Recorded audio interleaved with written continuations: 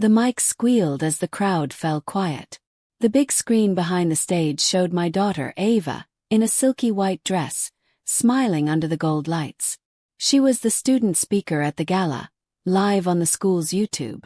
She lifted the glass trophy. "I did this alone," she said. "My mom was never there for me." I stepped out from the side aisle before the applause could rise. My nurse shoes barely made a sound on the carpet. I carried a rolling case and a small remote. Security started toward me, but the dean raised a hand, unsure, because my face looked like hers and everyone knew who I was now. The internet had made sure of that. I reached the center and turned to the crowd. "I'm Naomi Reed," I said, voice steady. "Ava's mother. I worked double shifts to pay for everything this school asked for. I have the proof." Ava's smile turned to a tight line. "Mom, don't," she whispered into her mic, but the sound carried. Clicked the remote. The screen flashed. A stack of pay stubs filled the wall. 12 months, overtime, nights, holidays, all in black and white. Another click. Bank transfers with her school's name on them. Another. Screenshots of bus schedules at 4:12 a.m., where I rode across town after a 12-hour shift to clean houses on my days off, just to cover last semester when tuition went up. The crowd murmured. Ava's boyfriend, the boy with the perfect hair and the podcast, stared at me with his mouth open. I slid a thumb drive into the laptop by the projector. One more file waited, the file she prayed I would never show. The one that would end the lie for good. I lifted my finger to press play. The lights dimmed. The room held its breath. The day the lie began, the morning felt calm, like warm tea before a storm. It was a Sunday. I was coming home from the hospital just as the sun rose, the sky soft pink over Cleveland. My feet ached, and my scrubs smelled like bleach and coffee. I stopped at the corner store to buy a small chocolate cake with a blue ribbon, the cheap kind, because it was all I could afford and because Ava liked the small ones anyway. She was always saying, "Mom, small and sweet is better." I remember thinking how she used to fall asleep with her cheek on my chest when she was little, the way she drooled just a bit, the way I would carry her from couch to bed and whisper, "I've got you." That feeling of holding your whole world in your arms stays in your bones, even when your child grows taller. Even when she pulls away. Even when she rolls her eyes and says, "I'm not a baby, Mom." I set the cake on our chipped kitchen table. I wrote a note in big happy letters. "For your study group. Love, Mom." Then I changed my shoes and tied my hair back. I still had the evening shift at the hospital, but I wanted to nap an hour first. I pulled the curtains. The room was dim and quiet. I lay down with my phone on silent. When I woke up, my chest felt heavy like someone was sitting on it. My phone showed 13 missed calls from my friend Teresa at work, 5 from our neighbor Miss Paula, and a text from my pastor that only said, "Call me." There was also a link from a number I didn't know. It said, "This you." Clicked it. A young man's voice came through my cracked phone speaker. "Welcome back to the table talk," he said. The screen showed the boy with the perfect hair. Eli, the one who always filmed Ava in bright apartments and coffee shops, who said he was a creator. He sat on a couch next to my daughter. The camera loved her. She had my cheekbones but carried them like they were made for a magazine. "Today we have Ava Reed," he said. "Top student, rising star. Tonight she will get the Bright Path Scholarship. Tell us about the road here." Ava smiled a slow, sad smile I didn't recognize. "My mom was never there for me," she said. Her voice was soft like a secret. "She left me alone a lot. I raised myself. I had to fight for everything." Felt like the air left the room. I replayed it because my brain refused it. "My mom was never there for me." I replayed the sentences again and again. I saw the fake tear in the corner of her eye. I saw the nodding face of the boy host. I saw a flood of hearts and comments roll up the screen. "So strong. She overcame neglect. Adopt me. Where is the mom? Shame." My hand shook. Called her. It rang once and went to voicemail. Teresa called back first. "Naomi, don't look at comments," she said before I spoke. "People are cruel online. Don't read them. Just Are you okay? I'm fine, I lied. I was not fine. My heart felt like glass. I have to talk to her. Miss Paula knocked at my door just then. 3 quick taps the way she always did. She held a small plant, a gift for good energy. She didn't meet my eyes. Did you see? She asked. Honey, kids say things they don't mean. She meant it, I said. The words tasted like metal. Rest, Miss Paula said. You worked all night. No one thinks you're a bad mother. People know you. She looked at the floor when she said it, and I knew she had seen the comments too. I tried Ava again. Voicemail. I tried Eli. No answer. I opened the podcast page. It was everywhere now. People had clipped the part where my daughter said, "Never there." It was on TikTok, Instagram, Twitter, everywhere like a stain that wouldn't wash. Some posts showed my hospital name on my badge, zoomed in from old photos. Some said, "Imagine choosing work over your kid." A stranger wrote, "She chased money instead of love, classic." Another wrote a long thread about cycle of neglect in working-class homes. They didn't know me. But it didn't matter. Felt like the whole world had decided. The hospital called. "We support you," HR said in a careful voice. "But please avoid engaging online. It could reflect on the facility. And Naomi, take tonight off. You need rest." It was not a kindness. It was a warning. Losing a shift meant losing money. One less bill paid. One more weight on the pile. I sat with the cake. The blue ribbon looks silly now. I thought of all the nights I left work and took a second job mopping floors so her lab fees were covered. I thought of waking at 4 a.m. to make sure her bus card had money. I thought of the first dance dress I bought at a thrift store and fixed with a needle in my lap, so she would feel pretty that night. Had been there. Maybe not in the way she wanted. Not always with my hands free. But I was there with my hours, with my bones, with every dollar my body could earn. I set the cake back in its box. My hands felt steadier than my heart. I packed my rolling case with a folder of papers I kept for taxes. Pay stubs, bank statements, receipts with the school's name. I didn't know why I did it then. I think a part of me understood that the story had left my kitchen and now lived in rooms I could not see. If I didn't carry my truth with me, I feared it would vanish. I went to campus. The school was buzzing. Balloons hung from rails. Banners read, "Bright Path Gala, live tonight." Students in bright dresses took photos by the fountain. I walked fast, head down. People were staring at their phones and then at me. Small whispers rising like gnats. "Is that her? That's the mom. The never there mom." The front office said, "Guests with tickets only." I said, "I'm not a guest. I'm a mother." The woman at the desk looked at the screen, saw my last name and softened. "I can't let you in, Ms. Reed," she said, "but there's a live stream in the student hall." She slid a pass across the desk, quiet and secret, a little piece of mercy.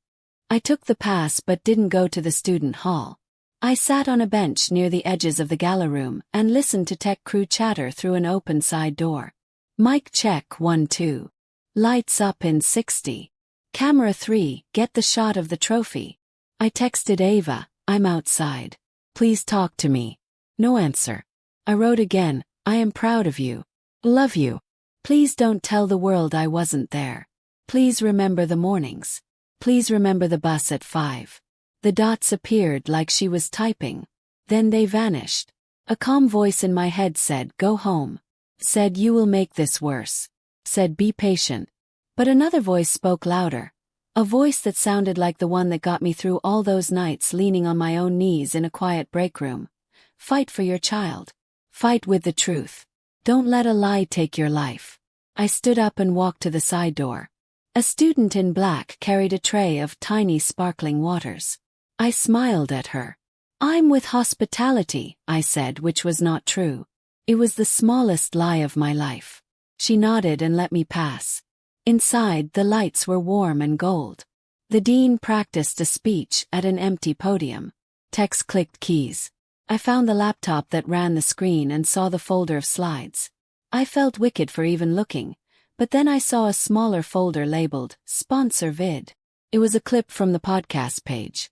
Eli had sent his cut for them to play before the award, so Ava could tell her story in her own words. The words that cut me. I stood there, in a sea of wires and quiet feet, and something inside me broke and rebuilt at the same time. Felt like bone healing wrong and then snapping back into place. I understood then that this wasn't only about my hurt feelings. It was about the story that would follow her and me forever. She was building her future on a story that treated me like a ghost. If I stayed silent, I would be erased. I plugged in my thumb drive. My folder opened like a mouth. Pay stubs, bank transfers. Even a video clip from our living room, shaky from the old phone. Ava at 17, wiping cake frosting off my nose, both of us laughing, saying, "You'll crush it in college, baby." The date stamp glowed in the corner. A small, happy proof that we had been real. I didn't plan a revenge. Planned a truth. But truth can feel like revenge when people have grown fat on lies. As I stood, a voice behind me said, "You can't be in here." It was a security guard, tall, tired, with a soft face. I looked him in the eye and said, "I worked 2 jobs to give my daughter a future, and she will get on that stage tonight and say I was never there. If I don't speak now, that lie will live in every room she enters and every room I try to enter too. Please." He watched me for a long second. Then he sighed and rubbed his forehead. 5 minutes, he said. Then I escort you out. 5 minutes is a lifetime if you use each second. I loaded the files. I tested the remote. I breathed like I do before chest compressions in the ER. Slow, steady, sure. The hall filled. Music swelled. Students laughed. Sponsors shook hands. Eli set his camera on a tripod, checking himself in the lens more than the frame. Ava walked in like she belonged to the lights. I thought about the first day of kindergarten when she hid behind my leg and then let go. My throat tightened. I wanted to hold her hand again. I wanted to go back. The dean stepped up. "Welcome," she said. "Tonight we honor courage." The screen played the sponsor video. Eli's voice, smooth as butter. Ava fought through neglect. I clicked the remote and killed the sound. The text whipped around. I walked out before they could stop me. Felt like jumping off a cliff and hoping there was water below. My name came out of someone's mouth. The crowd turned. The lights found me. In the beam, I could see tiny dust pieces floating like snow. I wondered if this was how snow felt in bright light. Caught, seen, falling slowly and everywhere. "Mom," Ava said. It was soft, but I heard it. I told the room my name and why I was there. My voice didn't shake. My hands did. I pressed the remote, and the screen told my story, our story. Not a perfect story. Not a movie. A story with nights and long bus rides and sore feet and a girl who still got to school on time. A rustle moved across the crowd. Some people looked sorry. Some looked mad. Truth does that. Divides a room. I reached into my case for the last file. The one Ava feared most because it wasn't about money or time. It was about a message she sent 2 months ago, the night she chose to sit down with Eli and plan her angle. In it she said, "People love pain stories. My mom works all the time. I can say she was never there. That will play. Then sponsors will come." She sent it to her friend who screenshotted it. The friend sent it to me last week after I shared my cake with her study group, and she helped me wash dishes and told me, with a twist in her mouth, that I should be careful tonight. She saved it. I didn't plan to use it. But then the clip went up, and my life tilted, and here we were. My finger hovered over the button. "Please don't," Ava said from the stage, eyes bright with panic. "Mom, please." I looked at her. I remembered her tiny hand grabbing mine in a crowd. I remembered her teenage back turning away. I remembered both and loved both. But love does not mean letting lies grow tall. I pressed the button. And the screen lit with a single line of text as the room gasped.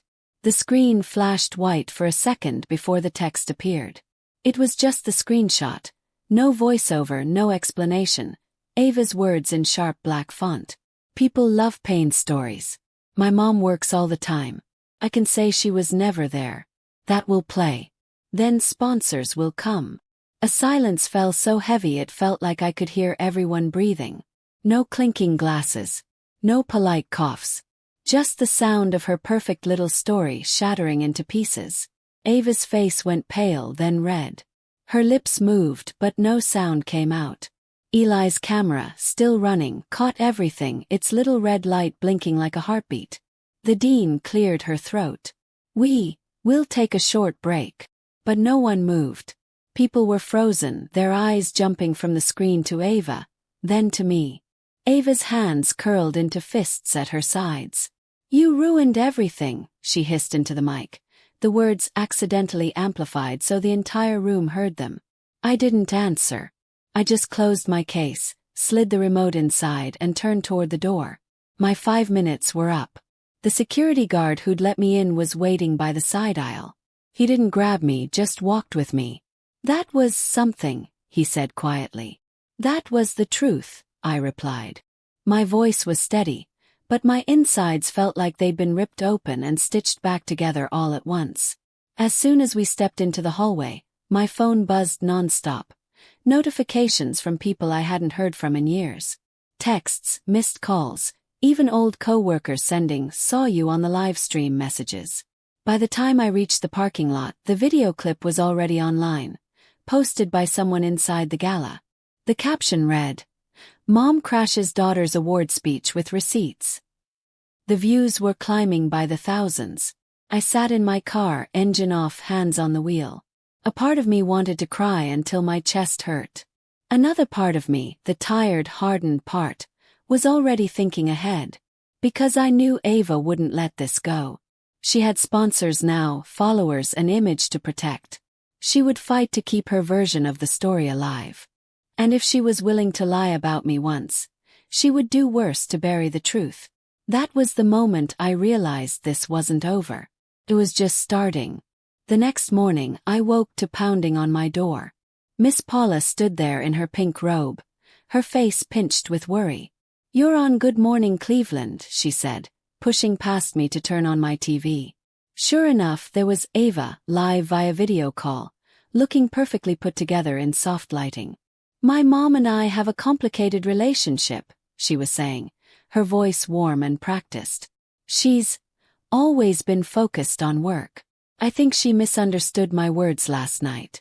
I never meant to hurt her, but it's been hard growing up without that connection." She didn't mention the screenshot. Not one word. The hosts nodded sympathetically, eating up every syllable.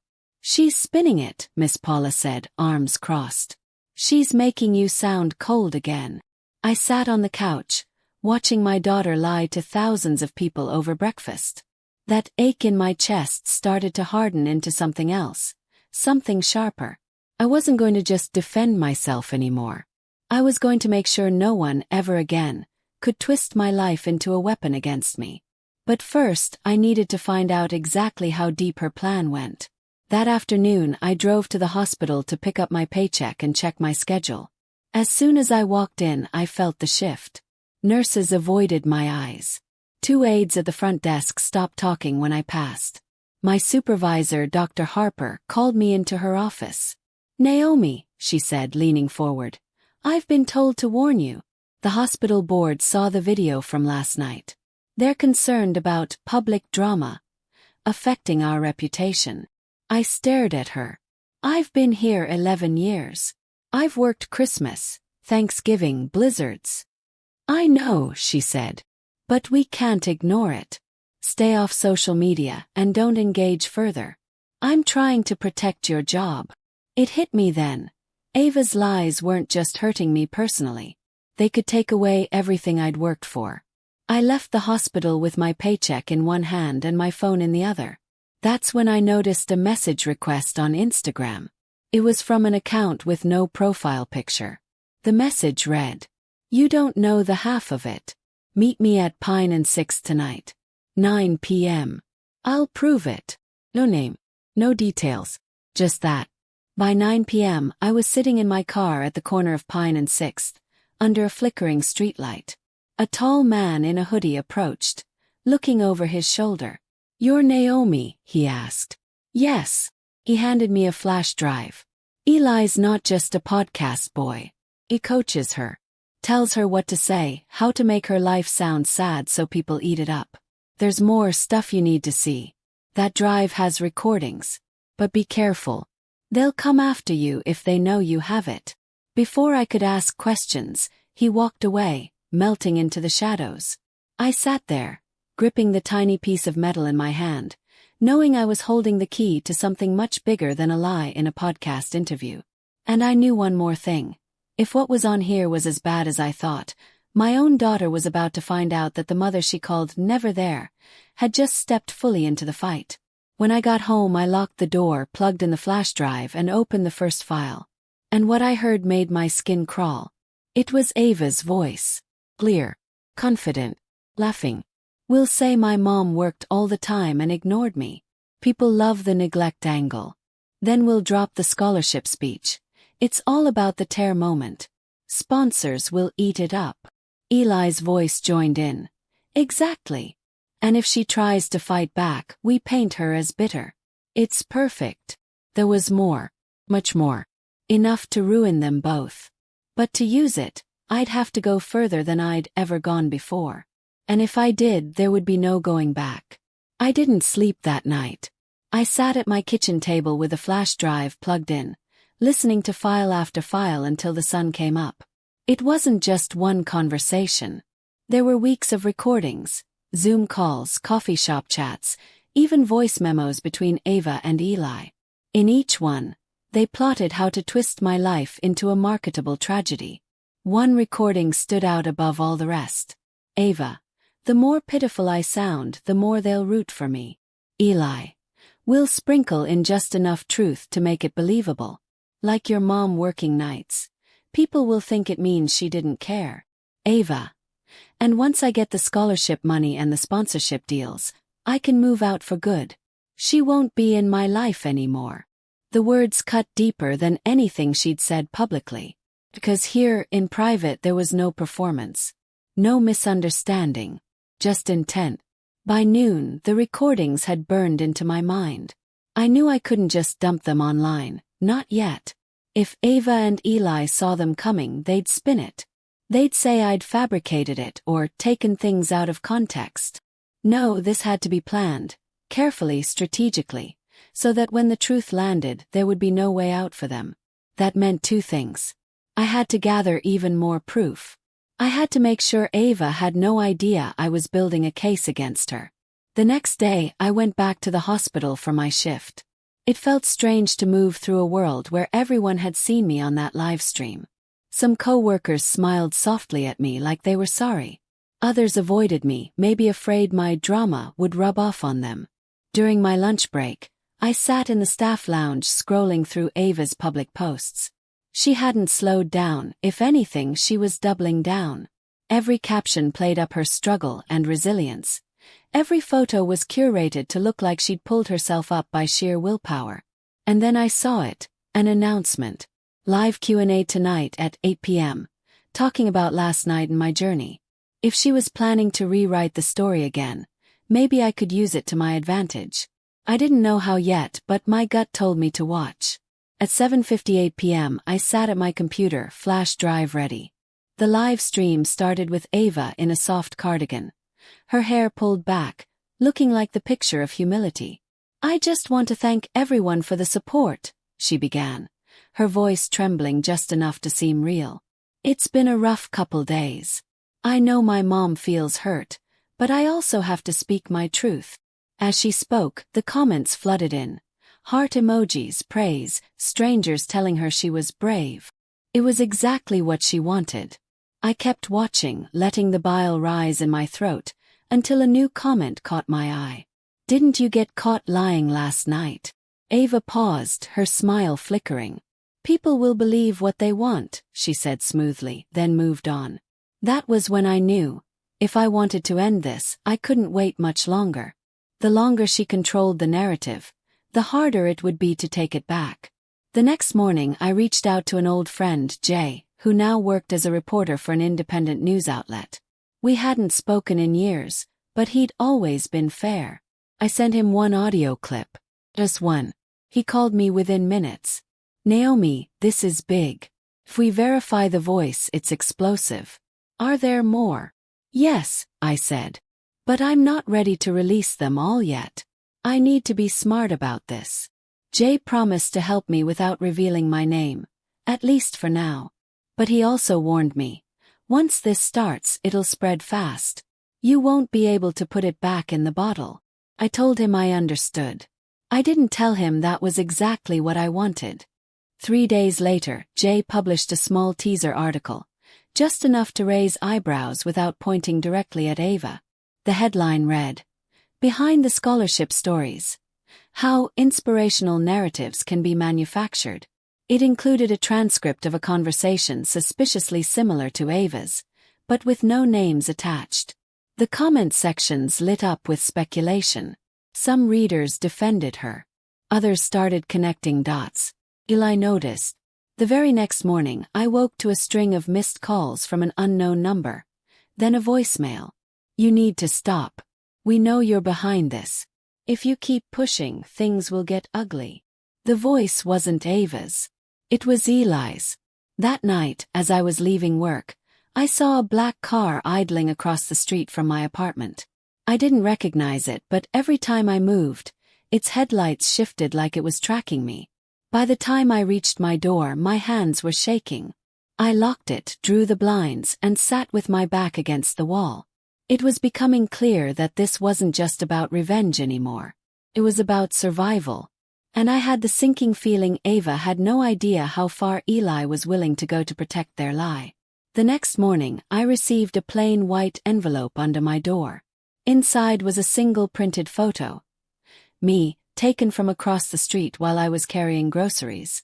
On the back, in messy black marker, it said, "Stay quiet or you'll regret it." I stared at the photo until my coffee went cold.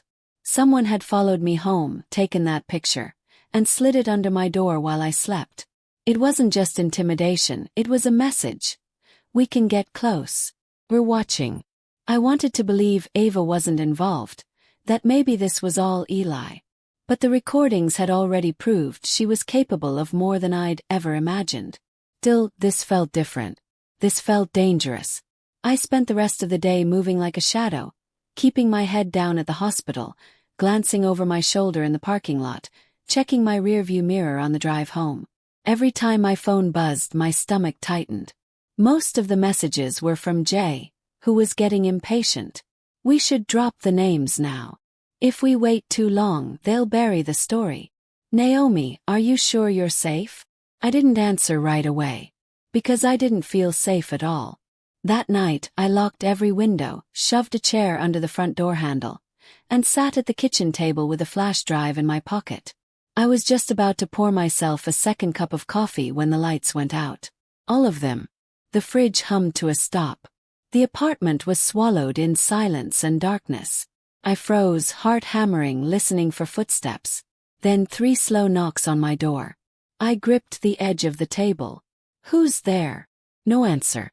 The knocks came again, same rhythm, like they were enjoying the sound. I stood as quietly as I could, moving toward the bedroom where I kept my phone charger. If I could just call 911.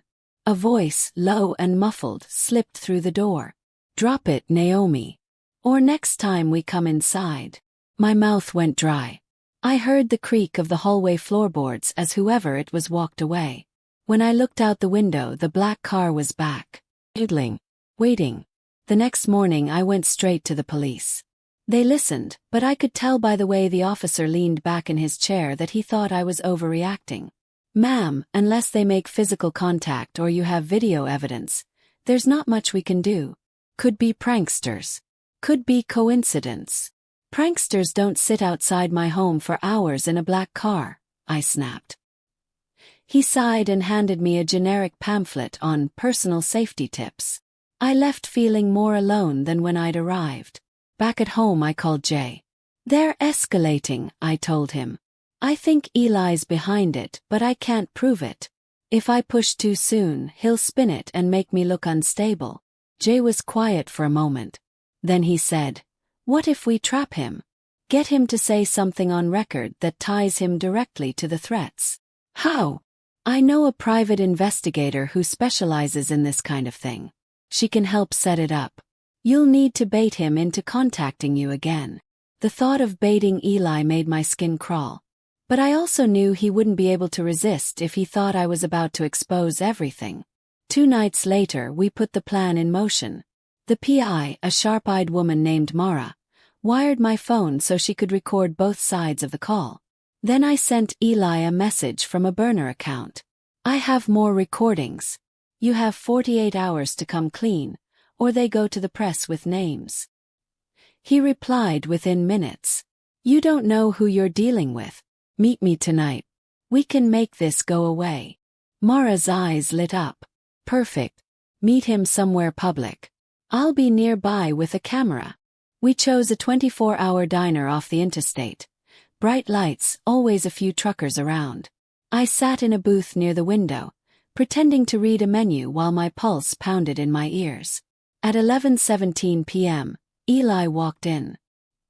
He slid into the booth across from me, wearing that smug little half-smile I'd seen on his live streams.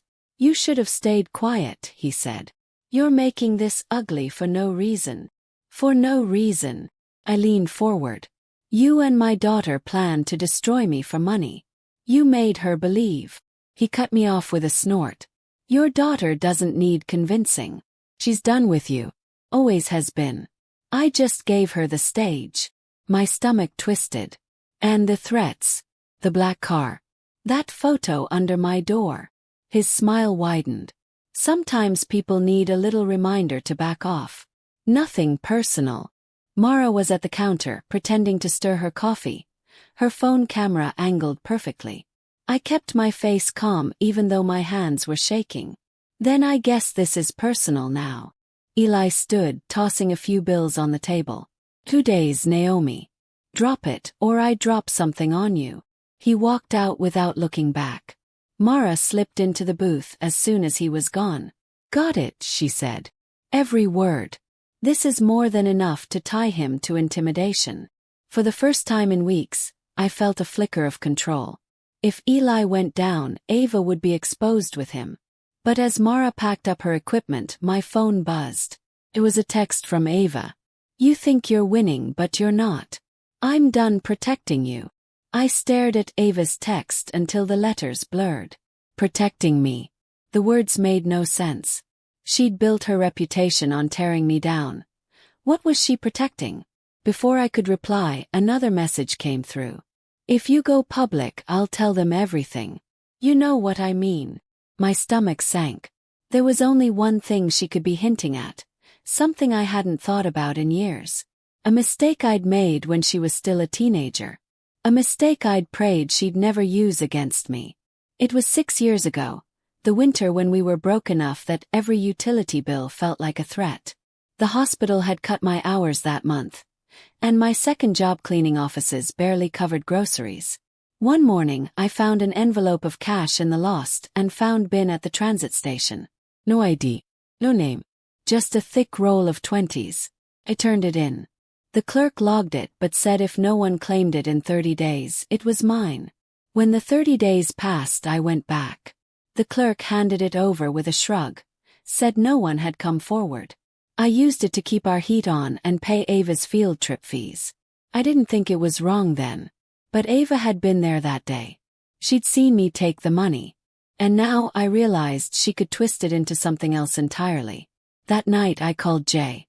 "She's threatening to expose me for something that isn't even a crime," I said. "But she'll spin it. She'll make it sound like theft." Jay's voice hardened. "She's bluffing. Even if she tells it, we counter with proof, your receipts, your record at work. The real threat here is Eli. He's the one who orchestrated everything, and we have him on tape." I wanted to believe him, but Ava wasn't a child anymore. She knew how to bend a story until it broke. 2 days later, Mara called with news. Eli had been arrested, but not for what we caught him on. The police had picked him up for unpaid traffic warrants, something unrelated. He'd be out soon. Which meant I had a small window to make my move before he rejoined Ava and they regrouped. I spent the next 48 hours pulling everything together. Every recording, every screenshot, every bank statement, and the video of Eli's diner confession. Jay agreed to publish it as a full exposé with my name attached this time. "If you do this," he warned, "there's no going back. You'll lose her, Naomi. For good." I didn't hesitate. I lost her the day she decided I was a brand. The article went live on a Tuesday morning. By noon, it had been shared on every major social platform. Headlines blared. Scholarship star's success story unravels. Leaked recordings reveal lies. Clips of Ava laughing about pain stories went viral. Eli's threats from the diner played on loop in reaction videos. I expected denial. I expected Ava to rush online with her lawyer and a statement. Instead, she went quiet. That night, the black car returned. Only this time it didn't just sit there. At 11:43 p.m., someone pounded on my door. Hard, like they wanted it to break. I grabbed my phone and hit record. "Who is it?" A voice answered, low and furious. "You think you're safe because you went public. You're not. You just made it worse." The pounding stopped. When I looked out the window, the car was gone. The next morning, Jay called with a strange update. "Ava reached out to me directly. She says Eli's gone off the rails, and she's afraid of him too. She wants to meet with both of us. No cameras, no recording." I didn't know if it was a trap or the first crack in her armor. But I knew one thing: if Ava was scared of Eli, then maybe, just maybe, I could turn her fear into the one thing I'd been fighting for since this started. The truth. That night, we arranged to meet in a public park. I got there early, sitting on a bench under the streetlights. When Ava arrived, she didn't look like the girl from her live streams. Her makeup was gone. Her eyes ringed with exhaustion. "I didn't know he'd go that far," she said before I could speak. "I thought it was just going to be far. But now he's threatening me too." I studied her face, searching for the performance. For once I didn't see it. "What do you want, Ava?" asked. She swallowed hard. "I'll tell everyone the truth. About the lies about Eli, everything. But you have to help me disappear after." The wind in the park was sharp that night, carrying the smell of wet leaves. Ava's words hung between us like fog. "You want me to help you vanish?" asked. She nodded, glancing over her shoulder toward the street. "If I stay, Eli will ruin me worse than I ruined you." I wasn't ready to let her play the victim. Not yet. "You didn't just ruin me, Ava," I said quietly. "You built your whole image on a lie about me. You made me into a villain so people would feel sorry for you." Her jaw tightened, but she didn't argue. "I know," she whispered. "At first I thought it was harmless. But Eli, he knows things about me. If I cross him, he'll put them out there. And it won't just be my career that's gone. It'll be my life." We sat in silence for a long moment. Finally I said, "If I help you, it's not out of love. It's to stop him. And when it's over, you tell the truth, publicly. No spin, no edits." She hesitated, then said, "Deal." The next step was figuring out exactly how much control Eli had over her. We went to a small coffee shop across town, one that stayed open late and was always half empty. Ava slid a flash drive across the table. "This is everything I have on him," she said. "Contracts, messages, blackmail stuff he's collected on people. Not just me, other girls, influencers, even a couple of his sponsors. He keeps it all, in case anyone steps out of line." When I plugged it into my laptop later, I felt my stomach drop. It wasn't just dirt. It was a whole archive of manipulation. One folder was labeled Naomi. Inside were screenshots of my old hospital schedules, clips from security cameras at my second job, even blurry telephoto shots of me at the grocery store. He'd been tracking me for months. The more I saw, the clearer it became. This wasn't just about my daughter's lies anymore. Eli was dangerous. And if we didn't act soon, someone was going to get seriously hurt, or worse. Mar agreed to help again. We made a plan. Ava would reach out to Eli, pretending she wanted to fix her image and get back on track with him. She'd set up a meeting somewhere public, while Mara and Jay stayed nearby to record everything. If we could get him to admit, on camera, to blackmail, threats and fabrication, the police would have no choice but to act. The meeting was set for the following Friday at a rooftop bar downtown.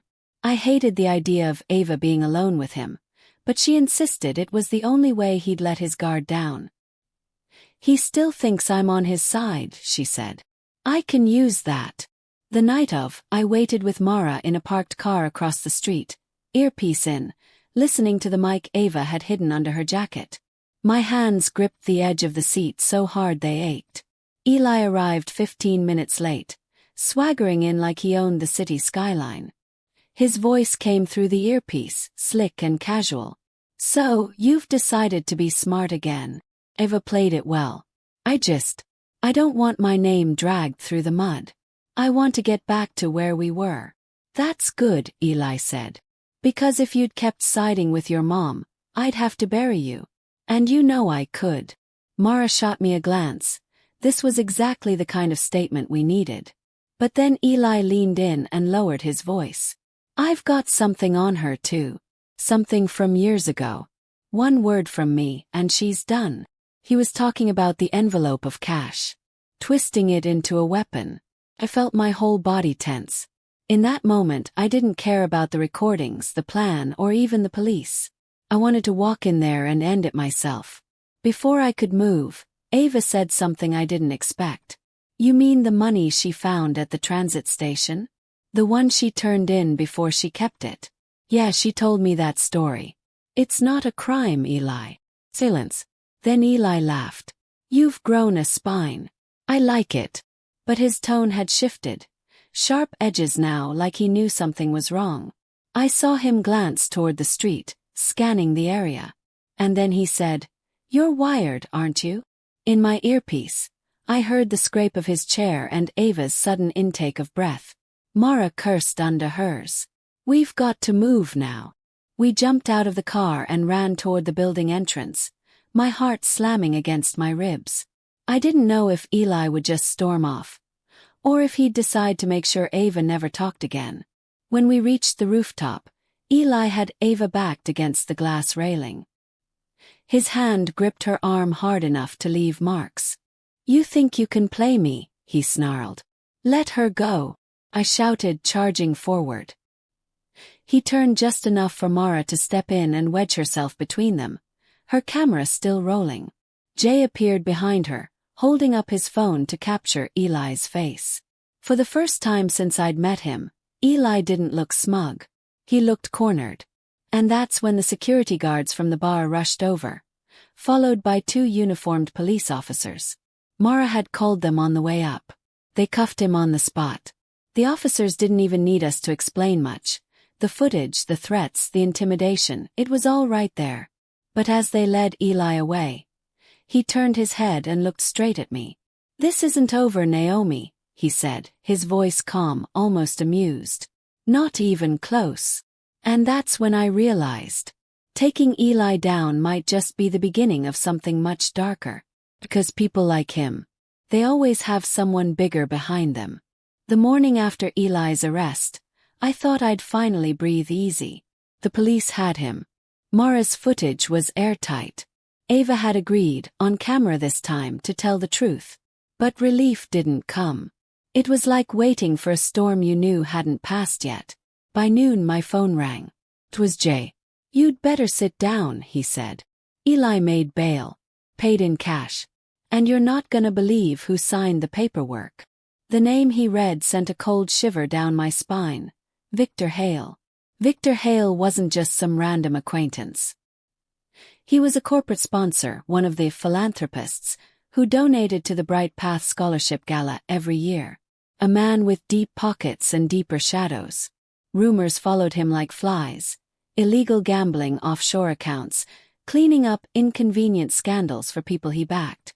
If Victor was protecting Eli, it meant Eli was valuable to him. And if Eli was valuable, it meant someone much bigger had an interest in keeping him out of jail. That afternoon I came home to find my apartment door ajar. I froze in the hallway. The lock wasn't broken, just unlocked.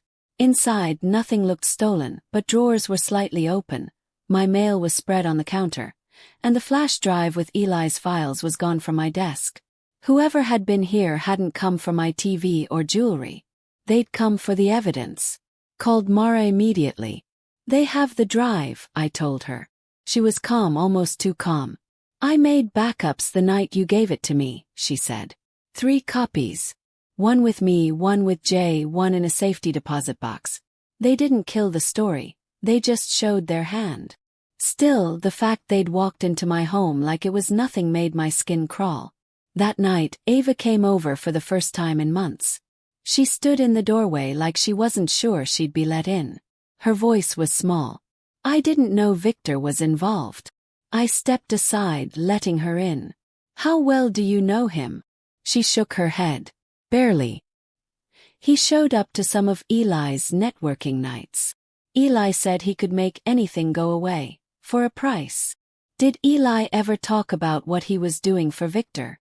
Pressed. Ava hesitated. Then she said. He had a folder labeled VH Projects. He never let me see inside, but once I overheard him telling someone that Victor's money came from fixing problems for people who can't afford headlines. That night, lying in bed, I couldn't stop thinking about those words. Fixing problems could mean anything. Could mean silencing whistleblowers. Could mean laundering money. Could mean making people disappear.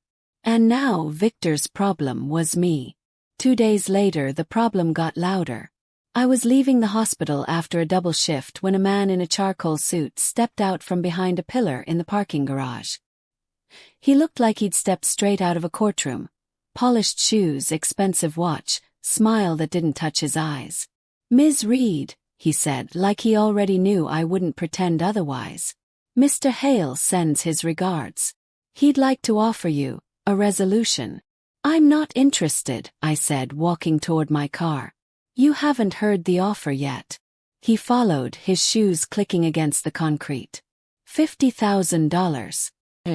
You stop talking about Eli, hand over any remaining evidence, and this unpleasantness disappears. I stopped walking and looked at him. And if I don't? The smile faded. Then you'll understand what it means when we say we fix problems. By the time I got into my car, my hands were shaking so badly I could barely get the keys in the ignition. I didn't need Mara to tell me what that was. It was a threat, pure and simple. The question was no longer whether I'd fight back. It was how far I was willing to go.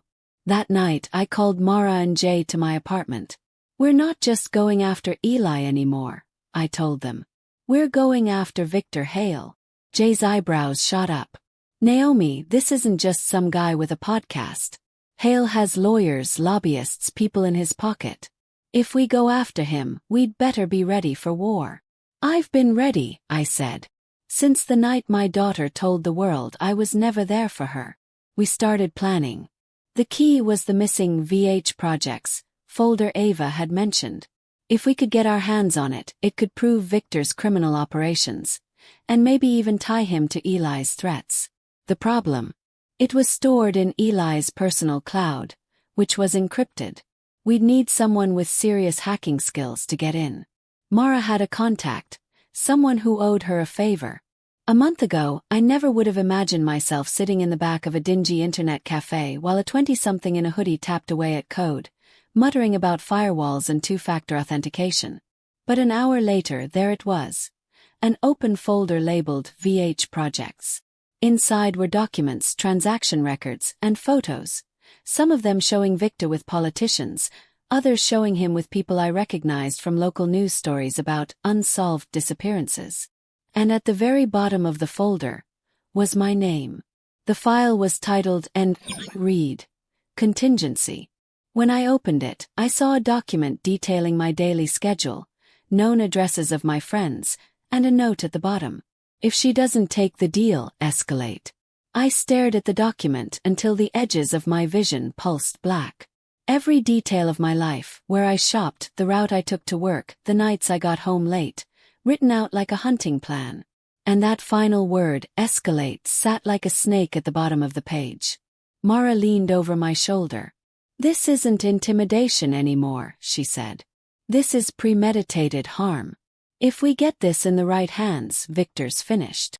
Jay was already pulling out his phone. "We take this to the state attorney.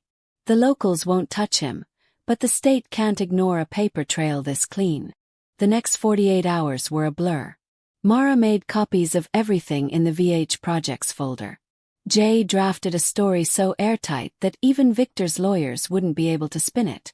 Ava recorded a full video confession. In it, she admitted to lying about me for sponsorship deals, how Eli coached her, and how Victor Hale had funded and protected Eli in exchange for keeping dirt on people. She didn't cry or try to soften it. She just told the truth, voice flat, like she was finally too tired to perform. When it was done, she handed me the SD card. "Use it however you want," she said quietly. I searched her face for manipulation but found only exhaustion. The morning we went public, it felt like the city woke up with me. Jay's article dropped at 8:01 a.m., accompanied by the leaked files, Eli's rooftop threats, and Ava's video confession. By 8:45, Victor Hale's name was trending alongside Bright Path scandal and scholarship fraud. By noon, the state attorney had announced an investigation.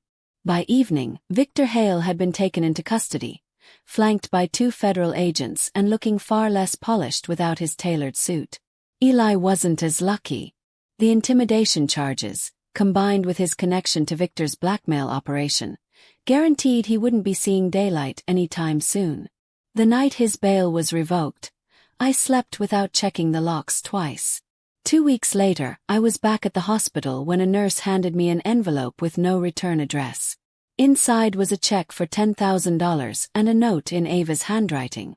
"For tuition you paid, for the lies I told, for the nights you worked so I could dream. I'm not asking you to forgive me, Mom. Just remember the mornings." I didn't cry right away. I finished my shift, drove home, and sat at the kitchen table with the note in my hands. Only then did the tears come. The world moved on faster than I thought it would. The headlines shifted to the next scandal, the next celebrity downfall. But for me, life didn't go back to normal. It settled into something new. I wasn't just Naomi Reed, nurse, anymore. I was Naomi Reed, the woman who fought back. Some nights I'd catch myself thinking about the gala, the way the lights had hit the dust in the air as I stood there with a remote, telling my side for the first time. And I realized something. That night hadn't been about revenge. It had been about reclaiming my name before someone else wrote my ending. 3 months later, Ava called. Not for money. Not for help. Just to say, "I'm trying, Mom. One day maybe we can start over." "Maybe," I said. And I meant it. Because while some wounds never fully heal, they can stop bleeding if you give them time. Victor Hale stayed in prison awaiting trial. Laitu. And me. I still work double shifts sometimes. But now, when I walk into the hospital, my head is high, and no one whispers behind my back. I was there for my daughter. The world knows it now. And no one, not a slick podcast host, not a billionaire fixer, will ever erase that truth again.